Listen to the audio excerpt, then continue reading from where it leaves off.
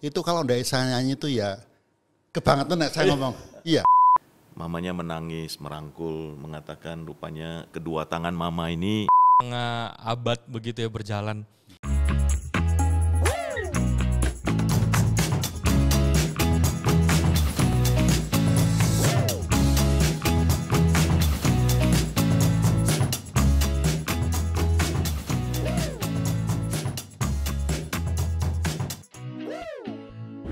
Oke.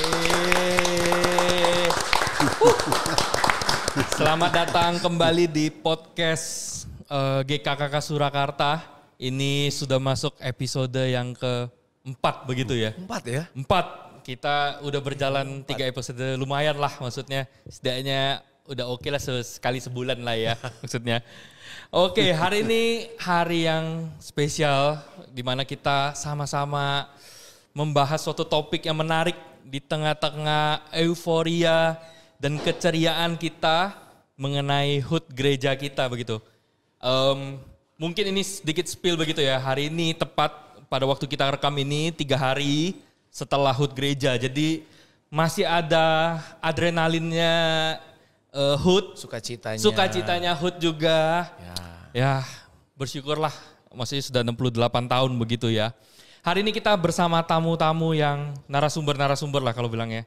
Yang sangat spesial. Bicara sangat tentang gereja begitu. Boleh perkenalan sedikit dulu ya. Dari yang tengah dulu lah. Oke. Perkenalkan, nama saya Pendeta Alipin. Asalnya dari Gereja Kristen Kalam Kudus Pematang Siantar. Sejak 2017 saya pelayanan di Sinode sebagai sekretaris. Tahun lalu mulai sebagai ketua Sinode. Sebelumnya di Kalam Kudus Pematang Siantar sekitar 14 tahun sejak lulus dari Saat. Asalnya juga dari sana. Alumni Kalam Kudus Siantar dari TK sampai SMA. Wis, mantap. Ini produk asli. Ini Kalam Kudus, darahnya Kalam Kudus ya. Iya. Pure. Oke. Mantap. Tapi saya ingin pertama-tama mengucapkan terima kasih dan selamat ulang tahun buat GKKK Solo ke-68. Ya. Asik. Ini import langsung jauh-jauh dari Sinode, dari Jakarta. Iya. Betul. Dari Medan, Pematang Siantar, Sumatera Utara lah kalau mau dibilang. Datang Solo, sama-sama kita diskusi, bahas tentang gereja gitu. Oke, selanjutnya boleh memperkenalkan diri. Saya Banaling Jeme. Ya.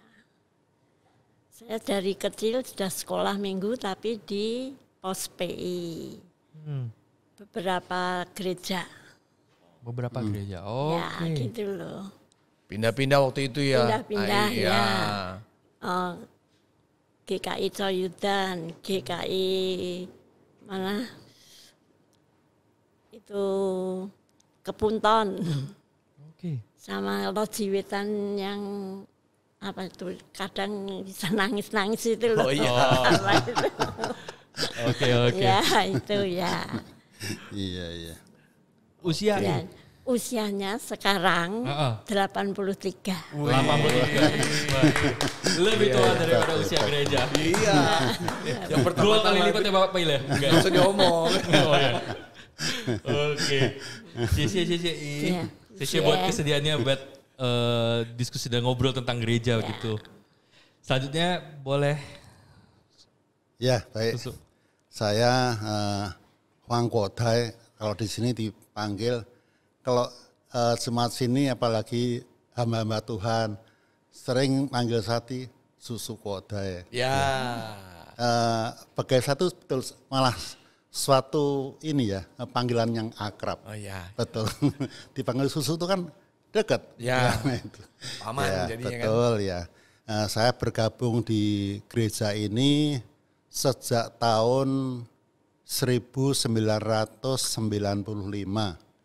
Ya belum terlalu lama sekali sih. Saya lahir itu. 30. Ya 30-an tahun lah. 30-an 30 tahun. Ya. Iya. 30 tahun. Usia sekarang Susu? Saya baru kepala 7. Wah. Kepala 7 tambah 01. Wah, oke. Iya, 70 tahun. 70 tahun. Menarik nih. Ini generasi-generasi, kalau mau dibilang generasi-generasi awal dari gereja berjalan begitulah ya, kalau mau dibilang. Iya. Wah, menarik sih. Saya sih bergabung di gereja ini waktu itu dalam kondisi yang mungkin tidak begitu tidak agak kondisi suasana hati yang mungkin kurang enak, kurang nyaman. Okay. Mungkin saya dalam kedukaan, dalam kesusahan itu mungkin saya bisa terdorong untuk datang ke gereja. Gitu. Sebetulnya keinginan untuk ke gereja itu udah lama. Saya tuh sebetulnya kalau keluarga kami sih yang biasanya sembahyang itu ya, yang Konghucu atau apalah. Cuma saya kalau pas malam Natal, mama kan si Kristen sih ya, papa kan enggak. Nah itu saya sering kalau dengarkan lagu Malam Kudus, itu saya tuh betul-betul terenyuh, tersentuh sekali. Lagu begitu damai, lagu itu begitu tenang. Walaupun saya waktu itu ya masih boleh dibilang ya nakal gitu. Nah, itu. Kedorong bisa saya ke gereja bisa mendapatkan ketenangan waktu itu. Oke. Nah ini menarik ya. Ternyata Susuk ini dari dulu senang lagu, senang nyanyi, pantesan sampai sekarang tuh senang nyanyi ya. Senang nyanyi. Salah satu pelayan ibadah khusus Mandarin. Wah, iya. Memang saya sih senang lagu, senang. Iya. Kalau nyanyi, apalagi sebagai jemaat. Kalau anak Tuhan biasa jemaat ke gereja, itu kalau tidak saya nyanyi itu ya kebangetan saya ngomong. Iya, masalah apa? Kan kita tiap minggu itu kan mesti ada puji-pujian. Ya mungkin kalau masalah suara itu sih relatif ya. Memang tiap orang punya talenta sendiri-sendiri. Suara saya pun juga ya jelek. Tapi yang penting kayak saya mau belajar, mau nyanyi. Yang penting satu hal, enggak fals itu aja. Iya itu. Oke. Menarik. Yes.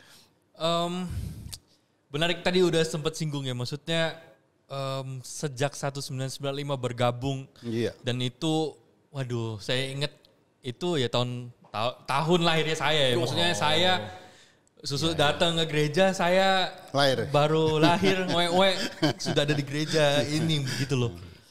Wah, perjalanan yang benar-benar panjang sekali gitu tuh dari sebuah gereja yang ya udah 68 tahun, bukan usia yang betul. Muda begitu, sudah setengah abad begitu ya berjalan.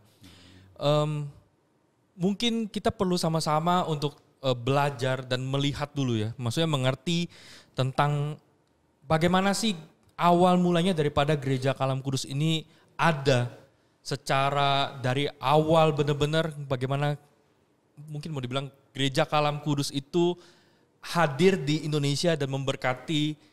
Kalau kita mau bilang ya dari Sabang sampai Merauke itu ada begitu loh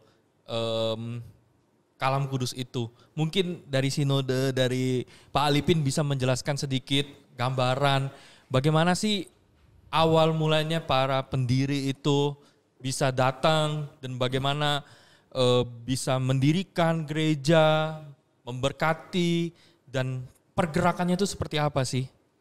Ya, baik. Jadi sebetulnya saya bukan pelaku sejarahnya ya, tapi karena di sinode ada materi tentang sejarah Kalam Kudus yang di-sharingkan, jadi dari materi itu saya bisa cerita sedikit latar belakangnya dulu.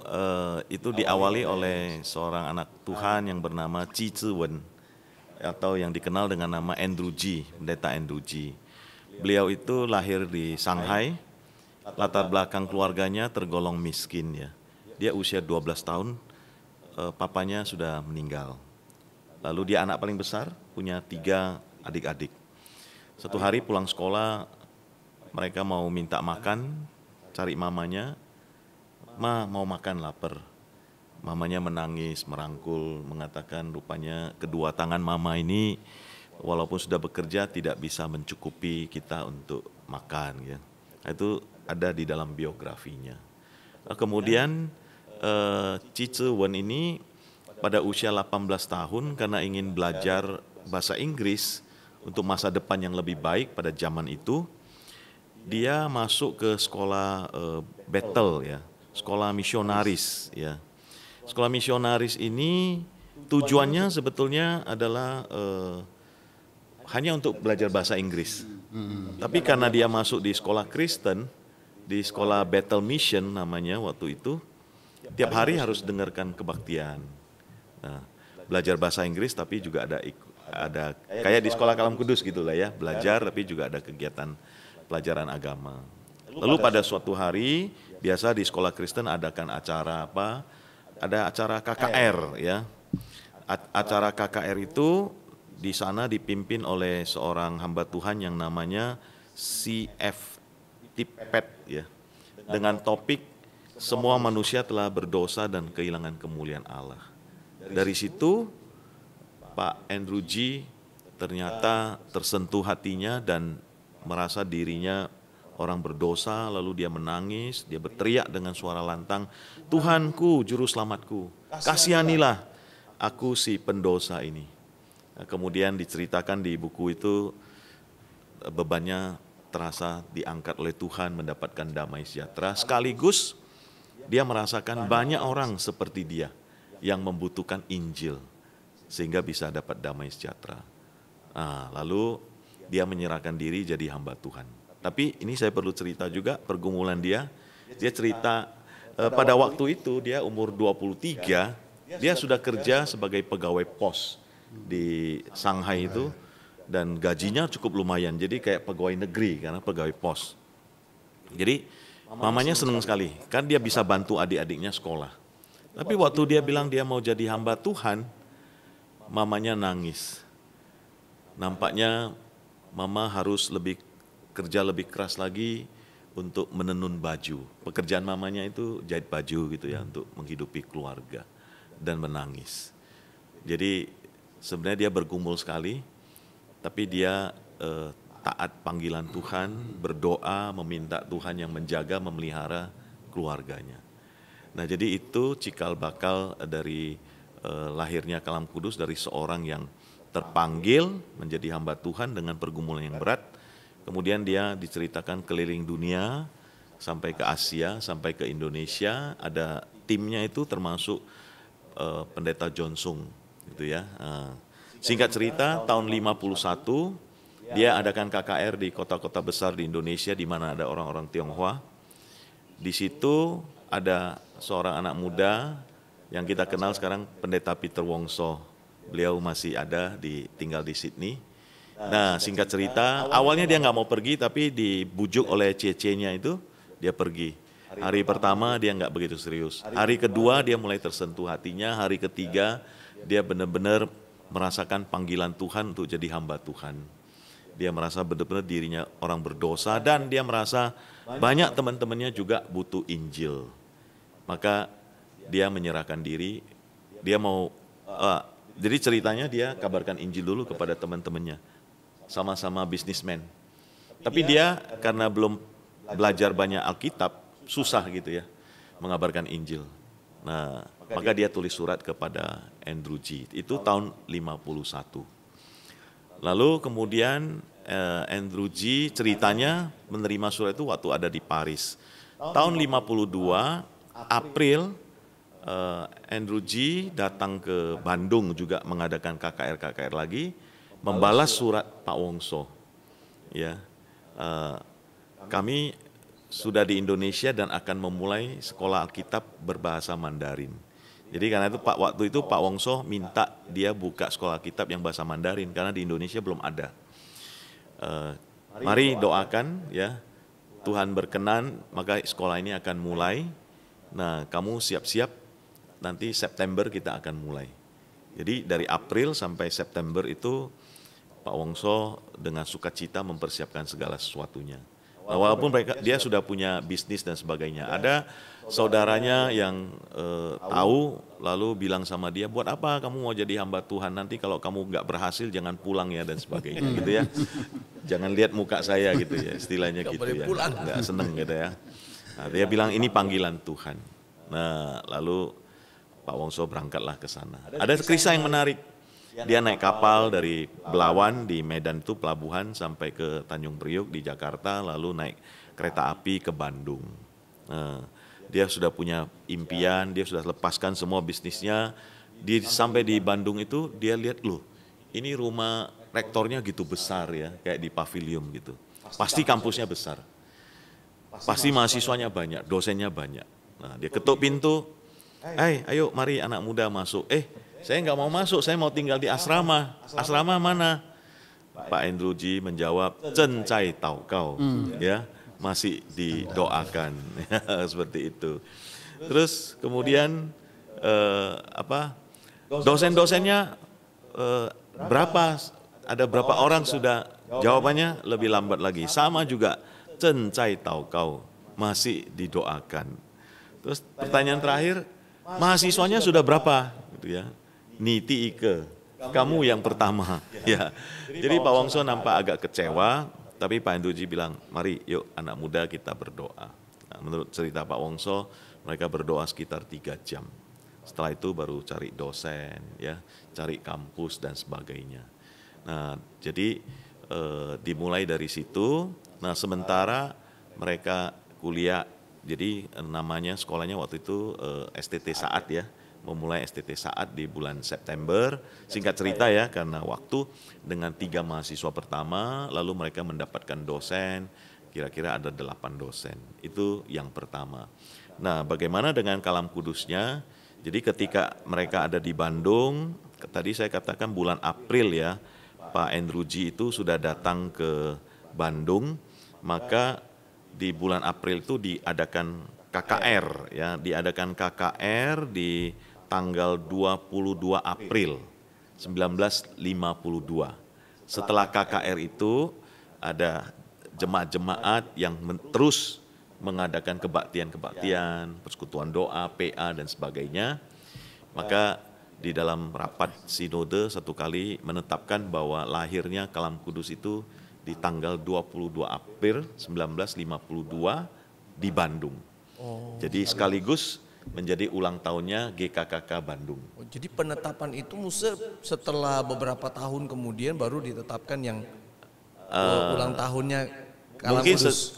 Mungkin sudah di itu, tapi tidak sampai ke level sinode. Tapi setelah sinode pelajari dan sebagainya, lalu dalam satu sidang supaya lebih resmi dijadikanlah satu keputusan seperti itu. Nah, jadi dan masih di tempat yang sama di Jalan Pasundan, Gereja Kristen Kalam Kudus Bandung itu yang tadi sampai sekarang yang tadi kalau nggak salah yang Pak Wongso ketemu dengan Pak Andrew G, atau setelah itu mereka dapat kampusnya itu di Pasundan. Kemungkinan seperti itu ya.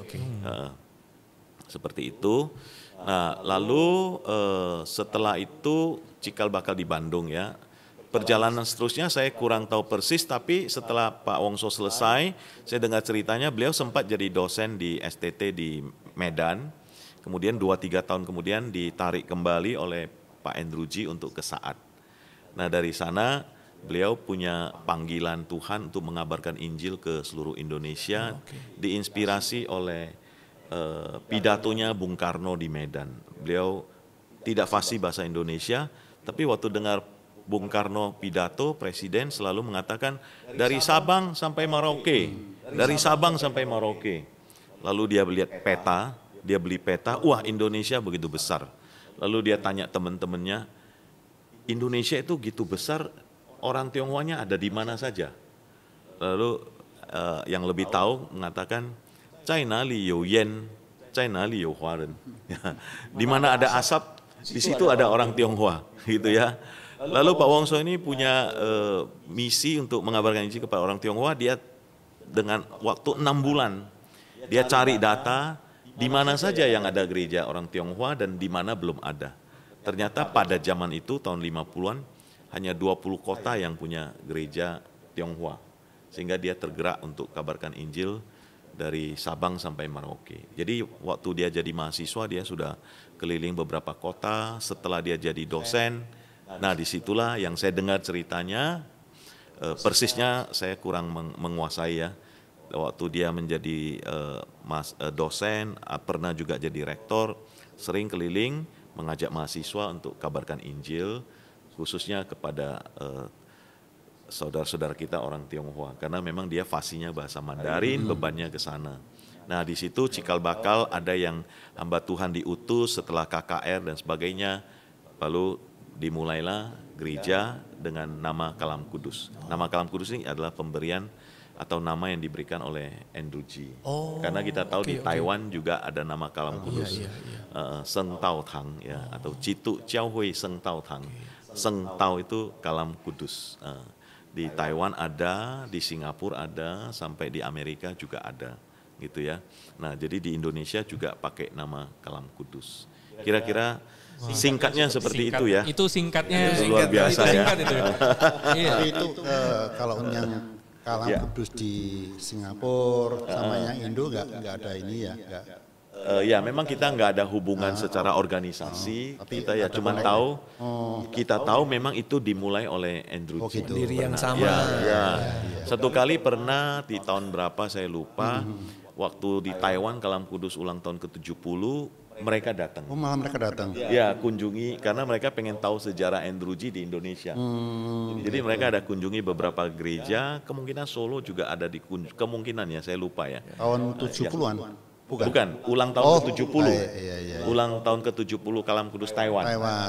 Itu iya. mungkin sebelum Covid rasanya. Iya. Ya, sekitar 2018 ya mereka datang gitu. Oke.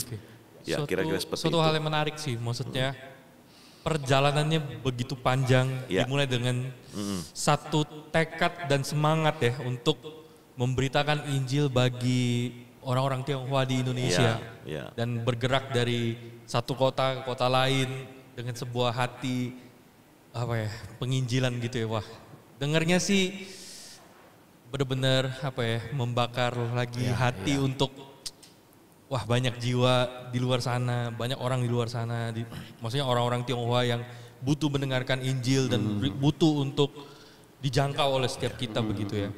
Salah satu hal yang menarik ketika tadi bahas tentang Kalam Kudus begitu ya, berdoa. Salah satu hal yang kalau yang panjang ya, maksudnya cerita yang panjang gitu, itu banyak sekali terus diulang gitu. Mengerjakan hal ini ditanya, ini sudah mana kampusnya? Masih didoakan. Mana dosennya? Masih didoakan. Mana bicara tentang saatnya ketika waktu itu? Mana uangnya ketika mau bayar? Masih didoakan. Semua bicara tentang doa. Benarkah itu menjadi sebuah semangat ya, maksudnya yang ditularkan terus kepada kita maksudnya ya di masa saat ini begitu? Ya harusnya seperti itu ya. Jadi kita punya perintis atau pendiri yang Tuhan pakai yang penuh dengan iman dan selalu bersandar kepada Tuhan dengan berdoa ya. Kalau nggak salah ada kutipan kata-kata Pak Andrew G itu, aku datang dengan tangan kosong ya, tapi Tuhan ya, memberkati pekerjaannya. Jadi bersandar kepada Tuhan. Ya Kalam Kudus banyak yang memang ciri khas Kalam Kudus kan memang cabang-cabang itu setelah penginjilan ya pada zaman itu kan bergerak sendiri untuk cari dana, membangun gereja dan sebagainya. Karena secara organisasi kan masih belum kuat. Sinodenya juga belum serapi seperti sekarang. Sehingga ya mahasiswa yang diutus itu hamba-hamba Tuhan bersama para jiwa-jiwa yang dimenangkan tuh ya berlutut berdoa untuk cari dana ya luar biasa sekali. Nah, saya ingat juga kalau ini 68 gereja saya di Siantar 58, selisih 10 tahun. 10 tahun ya. Nah itu juga dimulai oleh seorang perintis almarhum Pendeta Timothy Chandra dengan teman-teman persekutuan di kedai kopi begitu, lalu mulai dengan waktu itu masih meminjam gereja orang lain, kemudian pelan-pelan bisa. Dan waktu membangun gereja ada kisah Pak Wongso bantu juga mencarikan dana dan beliau sendiri menjual radio kesayangannya. Lalu dananya itu untuk persembahan ke gereja. Nah, tentu dalam berjuang mencari dana itu pasti tidak lepas dari berlutut dan berdoa ya. Musa mau nanya, Musa, bersinodenya kapan ya? mulai bersinodenya? Wah, saya juga nggak hafal ya persisnya ya. Iya. Karena dulu itu pakai Yayasan Pekabaran Injil bagi Orang Tionghoa. Nah, yayasan ini juga mungkin membawahi Gereja Kristen Kalam Kudus. Nah, jadi persisnya sinode itu kapan itu saya kurang tahu. Nggak hafal, tapi ini pertanyaan bagus, mesti didata. Bicara soal itu saya tambahkan sedikit data ya. Kalau tadi 22 April 1952 kita canangkan sebagai berdiri gereja, maka setahun kemudian 21 Januari 1953 kita canangkan sebagai berdiri atau mulainya Sekolah Kristen Kalam Kudus. Jadi hanya berselang sekitar setengah tahun atau 1 tahun lah ya, April ke Januari. Sehingga jangan lupakan sejarah Kalam Kudus itu bermulai hampir bersamaan dengan sekolah. Gereja dan sekolah. Saya lagi pikir apakah mungkin karena latar belakang Pak Andrew G itu dimenangkan di sekolah. Masuk akal juga ya, mungkin ya. Sehingga dia rasa pengalaman itu gereja dan sekolah itu menjadi suatu hal yang penting untuk mendukung pelayanan gereja juga. Sangat menarik. Atau dari visi dari Pak Peter Wongso juga mungkin, karena beliau saya dengar juga dari latar belakang gereja Metodis kan, Metodis duluan ada ya. Metodis kan selalu ada sekolah juga. Sehingga bisa jadi entah yang mana yang itu, tapi yang jelas kalau mau dilihat tahun 52 kan baru Andrew G yang datang, Pak Peter Wongso masih jadi murid, kemungkinan ya sekolah itu juga Andrew G yang mendorong jemaat pada waktu itu memulai gitu. Wow. Jadi kita gereja dan sekolah benar-benar punya waktu yang cukup berdekatan, semangat dibangun dan dimulai dengan semangat yang sama. Dan harapannya juga seterusnya ya, punya hati dan semangat yang sama begitu ya. Menarik sih, belajar tentang sejarah itu menjadi suatu hal yang menarik untuk kita ngerti bagaimana, terutama ya kayak saya, bagaimana menjalani bergereja di Kalam Kudus itu dimulai itu dengan seperti apa sih. Sehingga kita tuh sebagai jemaat gereja yang besar mungkin ya, tidak lupa sejarahnya dimulai dengan lutut dan doa sampai bisa dari Medan ya, kalau mau dibilang dari Medan sampai ke Merauke sana begitu. Tuhan berkati punya beberapa tempat begitu. Dan salah satunya adalah ya gereja kita ini, Gereja Kalam Kudus Surakarta ini, yang Tuhan kalau nggak salah ini kedua setelah Bandung.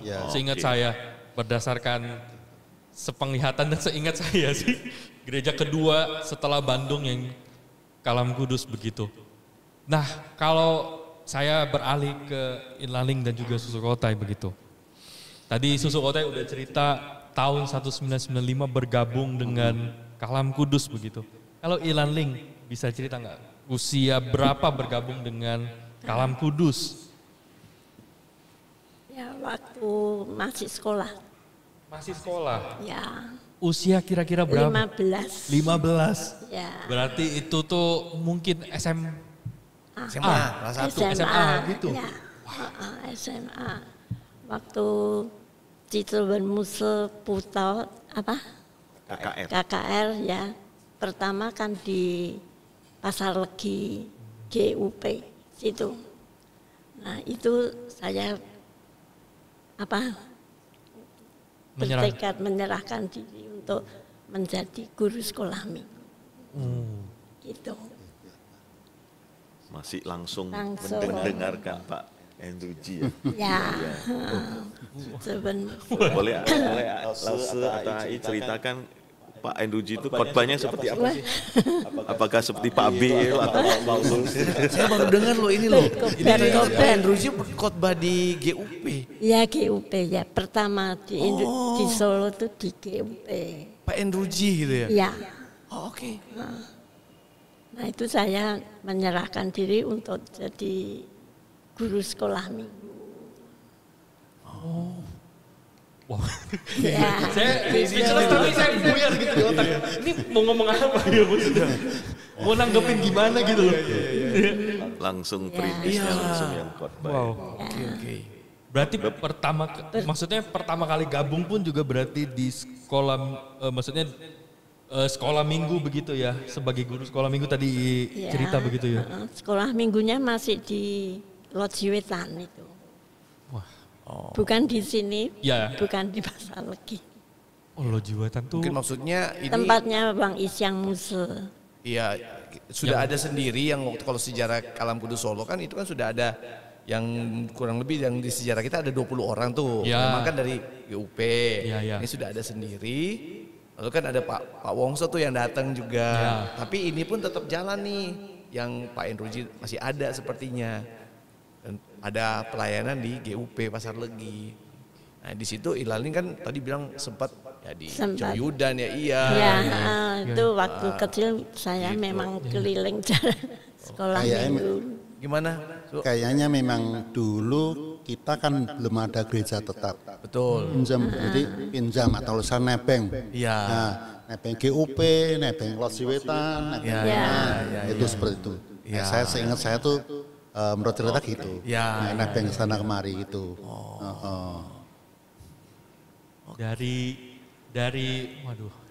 Maksudnya dari sebuah KKR menjadi sebuah persekutuan gitu, dan maksudnya belum punya tempat yang tetap juga Betul.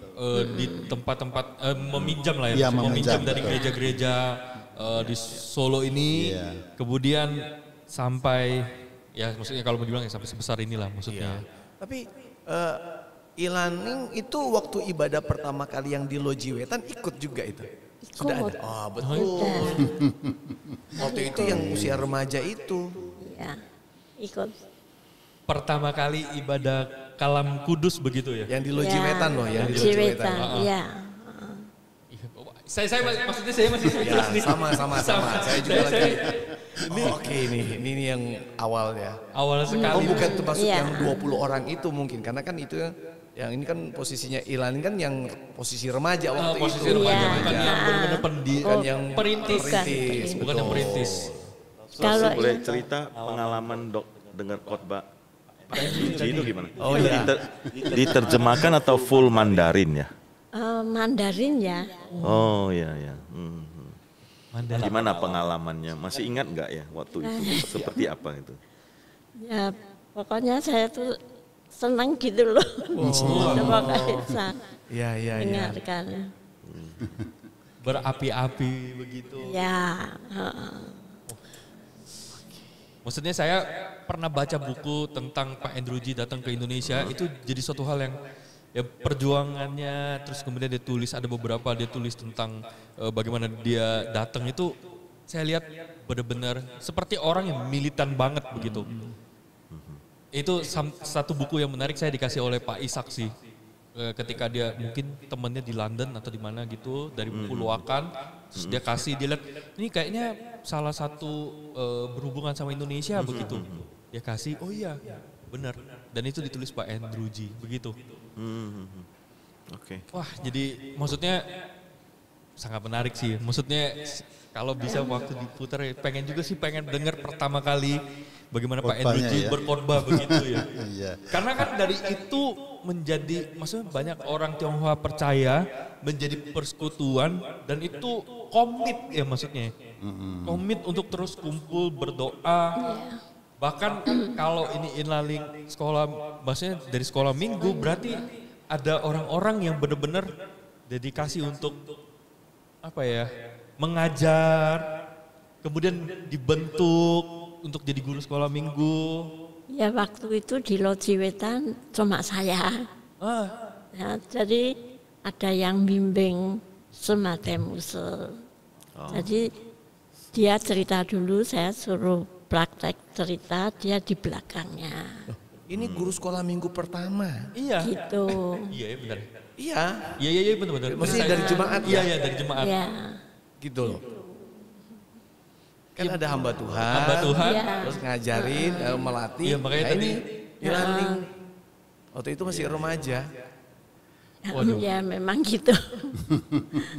boleh coba Ilaling ceritain nggak gimana sih suasananya ketika waktu itu ibadah sama ketika waktu itu Inlaning dikasih kesempatan ngajar sekolah minggu tuh gimana sih? Waktu Ya itu. saya ya takut, takut sekali. Tapi pakai bimbang gitu loh. Saya di depan, sebelumnya kan dipelajarin dulu. Terus suruh praktek gitu loh. Semacam musuhnya di belakang gitu. Ini ada bimbang ya cerita. Terus nanti apa yang salah gitu tuh bilang gitu. Langsung di hari Minggu itu, Ya maksudnya minggu ada yang anak-anak berikut. langsung? Iya. Praktek langsung. Tapi sebelumnya kan sebadaimu sudah cerita dulu gitu loh. Iya. Ada berapa banyak anak-anaknya? Ya mungkin 10 apa berapa gitu. Nah, itu gabung langsung semua. Gabung semua. Ya gak mungkin bagi kelas juga kan Iya, ya. Baru ini kok baru satu guru. Ya. Iya ya. Kalau ibadahnya ingat nggak suasananya? Ibadahnya bagus ya. Kesannya bagus begitu. Bagus ya. Oke. Tahun Wah, kalau tahun-tahun. Tahun berapa ya? Dan itu sudah yang di Loji Wetan itu ya? Oh, ini Loji Wetan. Iya. Ya, di Loji Yang tadi kan Wetan. memang pindah-pindah terus kemudian pinjam tempat yang di Loji Wetan itu. Oke. Gitu. Nah yang pindah-pindah itu kan Funipu ya. Oh. Bukan cuma Jemepu gitu loh, yang perempuan gitu loh. Ya, komisi wanita. Si wanita ya. Iya. waduh. Itu kan di rumahnya mereka giliran gitu loh. Oh, di Jadi rumah-rumah kayak jemaat. ibadah Keluar rumah Building. tangga Keluarga. Ya, ke rumah ya, lain. Iya. Dari itu kebanyakan fucing dan semua kebanyakan gitu. Oke. Wah, Iya. dari ibadah rumah tangga jadi gereja begitu ya. Kalau Susu Otai boleh bisa ceritain nggak? Apa maksudnya pertama kali gabung, kesannya tuh seperti apa begitu? Tentang Kalam Kudus. Pertama kali saya gabung beribadah, ya seperti tadi yang saya katakan, saya mendapatkan ketenangan, kedamaian.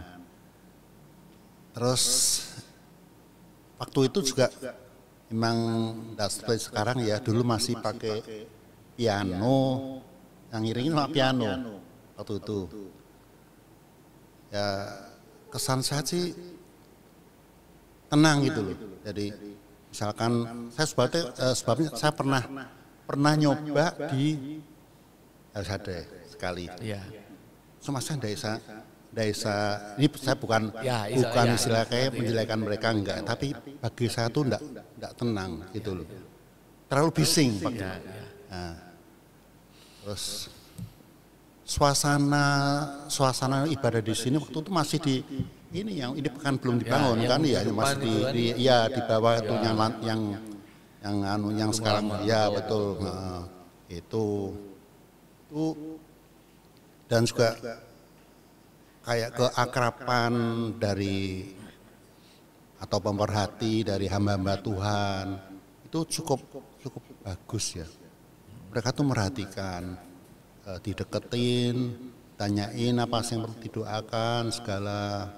Ya kita terus juga semakin hari kita juga ya diarahkan supaya kita lebih rajin beribadah.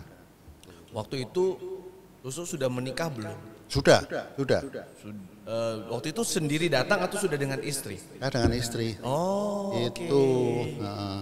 Iya. Tuh. Saya terus terang waktu saya beribadah di sini itu saya tadi saya cerita bahwa saya dalam keadaan habis mengalami kedukaan. Saya kan sebetulnya saya tuh anak kan dua. Yang satu Jen itu, Melani itu, yang satu adiknya. Tapi adiknya itu kan ya nggak ada itu kan. Dalam situasi kedukaan itu saya, dah sangat rasanya itu gimana gitu ya. Nah, tuh. Tuhan bawa ke gereja. Iya. Jadi saya sama istri. Dulu saya kalau istri kan sudah di gereja dulu. Dulu waktu pacaran ya. Iya. Saya cuma nganter. saya drop, nanti terus saya tinggal, terus saya balik lagi. Jadi istri udah duluan. Iya, itu istri kalau tidak salah tuh pernah diajar sama, kalau nggak salah diajari sama si Iklan. Ini waktu itu mungkin masih apa ya Iklan? Dia masuk apa, remaja apa ya? Masuk umum ya. Oh, sudah umum ya itu. Kan sih, Gitu. ya, rumahnya deketan. Waduh, masih ada keterkaitan maksudnya. Kan rumahnya kan berseberangan ya. Seberangan. Berseberangan, berhadapan yang di keratonan itu. Iklan sama rumah istri saya. Jadi waktu masuk itu sudah ada piano ya? Ada, sudah Waktu ada. di Loji Wetan pakai apa? Ada piano. Sudah ada pianonya? Iya ada, punyanya Wangi Siang Musuh. Oh, ya. Iya. Itu Ya. awal-awal gereja ya. Tapi salah satu hal yang menarik dari Susu Kota tadi cerita adalah bicara tentang kekhasan dari Kalam Kudus yang dirasakan oleh Susu itu dirangkul, kekeluargaan, didorong, diperhatikan gitu ya. Itu menjadi suatu hal yang ciri khas dan menjadi suatu hal yang ya nggak tahu ya. Maksudnya saat ini juga masih masih dirasakan gitu ya. Kalau Ilaling waktu itu rasanya seperti itu juga nggak sih ketika di Kalam Kudus gitu? Misalkan istrinya Koda ya, itu kan Koda, saya kan tahu, saya kan ya kebaktian, dia kan datang gitu cuma ngedrop terus, saya ngomong sama istrinya gitu loh, yang telaten ya. Itu salah satu doa yang membawa. Iya. Gitu. Oke. Jangan putus asa, terus saja gitu loh. Loh, maksudnya waktu itu posisinya Ilani sebagai Guru sekolah minggu kan? Guru sekolah minggu, tapi nak sore kan kebaktian, saya kan kebaktian, dia kan sore datang. Iya. Kok maksudnya bisa ngomong Lah dulu begitu? saya pagi ya datang, sore ya datang gitu loh. Nanti hari Minggu kebaktian 2 Ya, kali sih kan? Saya Dan kan itu diantaranya itu mencatat. masih ke sekolah minggu lagi. Iya. Ya, saya kan mencatat Kehadiran kehadiran. yang Waktu sore itu, khususnya. Pagi juga. Iya. Aduh. Jadi saya tuh bisa, enggak tahu ya, dulu bisa semua saya tahu, berapa orang gitu saya tahu. Pemerhati juga. Pemerhati. Sama sekolah minggu gitu. Sekarang sudah agak lupa-lupa. Iya. Memang dulu yang di absen ya, Silan ya. Dulu pakai itu loh yang apa? Ya. Jadi kayak sama mungkin dicatat di buku juga. Ya, saya Kayak nyatet. gitu. Oh jadi memang kita nih sampai Nama. yang Sampai sekarang masih. yang maksudnya yang kita lakukan sekarang ternyata itu sudah dari Dari dulu. Iya, ya. itu. Catat nama. Dari pertama. Nama kalau enggak ada kalau ini kok loh Ya. berapa kali kok enggak beribadah, terus perhatikan, terus dikunjungi. Setelah ada telepon, saya nelpon. Dulu sebelumnya kan enggak ada telepon. Waduh. dan Ilanin tuh pengurus atau majelis atau Ya dulu biasa saja, terus majelis. sempat jadi majelis. Sempat. Oke. Hebat ya.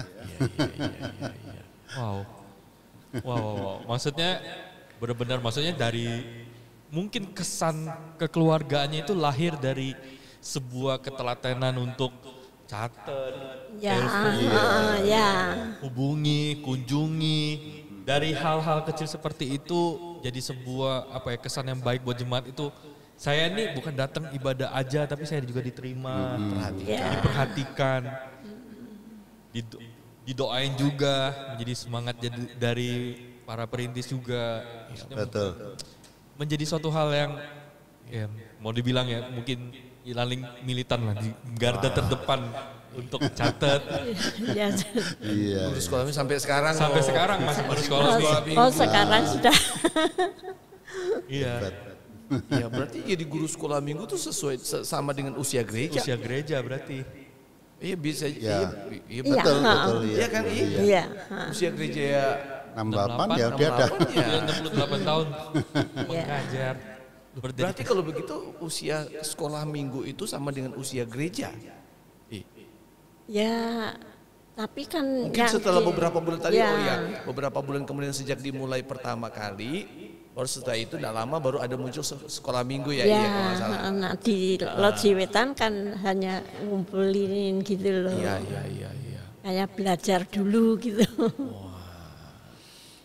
Ini kalau sejarah dikulik benar-benar mungkin kita bisa ketemu, maksudnya benar-benar mungkin kita bisa merekonstruksi lagi ya nuansa ketika saat itu, perjuangan ketika pada saat itu merintis Kalam Kudus dengan segala hal yang ada, pembentukan yang ada, dengan orang-orang yang mungkin sedikit tapi dia mendedikasikan semuanya.